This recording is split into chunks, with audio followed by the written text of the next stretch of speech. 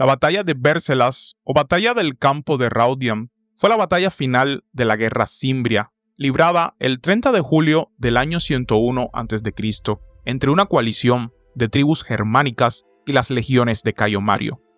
La batalla terminó con una victoria completa para Roma y evitó que la guerra continuara. Al enterarse de la derrota de los teutones y de los fracasos de Cátulo, que fue expulsado al Padus por los cimbrios durante la guerra del mismo nombre, los romanos eligieron a Mario en ausencia como cónsul para el año siguiente. Rechazó el triunfo que le concedió el Senado y unió su ejército al de Quinto Lutacio en la Galia Cisalpina. Juntos, Mario y Cátulo cruzaron el Po. Las fuentes hablan de negociaciones con los cimbrios, mencionando en este contexto solo a Mario, cuyos poderes eran superiores. Mediante una serie de maniobras, los romanos lograron hacer retroceder a los germanos a una zona relativamente pequeña en la región de Wercelag, donde comenzaron a experimentar dificultades de suministros. En los campos de Raudium, el 30 de julio del año 101 a.C., la batalla decisiva tuvo lugar. Las fuentes afirman que los germanos en vísperas de la batalla representaban una enorme y terrible multitud que parecía un mar sin límites.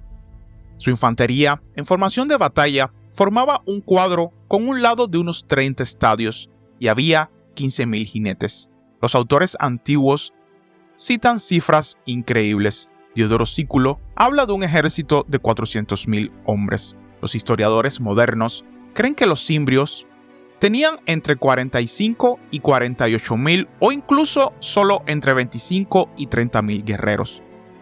Mientras que por otro lado, habían 52.300 romanos, de los cuales 32.000 eran soldados de Mario. Los romanos tenían ventaja en caballería. El cónsul colocó a los hombres de Quinto Lutacio en el centro y a sus propias unidades en los flancos salientes. Más tarde, Cátulo y Sila afirmaron en sus memorias que Mario hizo esto con la esperanza de obtener la victoria y ganar toda la gloria para sus fuerzas. Pero la inverosimilitud de esta versión es obvia.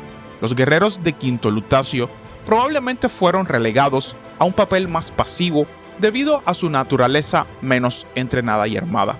La formación del ejército romano miraba hacia el este y brillaba bajo los rayos del sol, lo que asustaba terriblemente a los cimbrios. Según Plutarco, los soldados de Mario, contra su voluntad, se apresuraron a perseguir a la caballería cimbria que había asestado el primer golpe, pero a causa del espeso polvo, vagaron durante mucho tiempo por la llanura. Orosio dice que los romanos fueron los primeros en atacar a la caballería bárbara mientras estaba fuera de la vista. Esto perturbó completamente a los cimbrios y emprendieron la huida. En ese momento, la infantería bárbara que había pasado a la ofensiva se topó con las unidades de Cátulo, y allí fue donde tuvo lugar la batalla principal. La veracidad de esta historia, basada en los recuerdos de Cilia y Cátulo, es discutida por los historiadores. Se supone que durante la batalla hubo muchas menos sorpresas para el bando romano. Los legionarios de Mario derrotaron a la caballería cimbria, ambos flancos unidos en el campamento bárbaro, y luego atacaron la retaguardia de las principales unidades enemigas, donde fueron confrontados por Cátulo. Después de eso, la batalla se convertiría en una masacre. Según los historiadores antiguos, las mujeres cimbrias, al ver la derrota de los hombres, se volvieron contra los romanos y cuando comenzaron a perder, se suicidaron. Las fuentes reportan entre 120 y 140.000 muertos y más de 60.000 capturados. Entre los muertos se conoce que habían 2 príncipes que se suicidaron: el jefe de la coalición, el propio Boyoric, y el líder Luigi. La batalla de Bércelas fue la última de la guerra cimbria y retrasó los ataques bárbaros durante 20 años. Inmediatamente después de la batalla, comenzó una disputa entre los guerreros de los 2 comandantes sobre quién hizo la mayor contribución a la victoria. Los árbitros fueron los embajadores de Parma, a quienes los hombres de Quinto Lutacio condujeron por el campo de batalla y mostraron las lanzas con el nombre de Cátulo que habían atravesado los cuerpos de los simbios. No se sabe nada de los resultados. Probablemente este tipo de disputas eran bastante comunes en dicha época. Con motivo de su victoria, Mario y Cátulo recibieron un triunfo. A Mario, según Plutarco, le ofrecieron celebrar el triunfo solo, pero él se negó, supuestamente por temor a la ira de los soldados de Quinto Lutacio. Al parecer, en realidad Mario seguía considerando a Cátulo su aliado y no quería dar a la nobleza nuevos motivos de antipatía.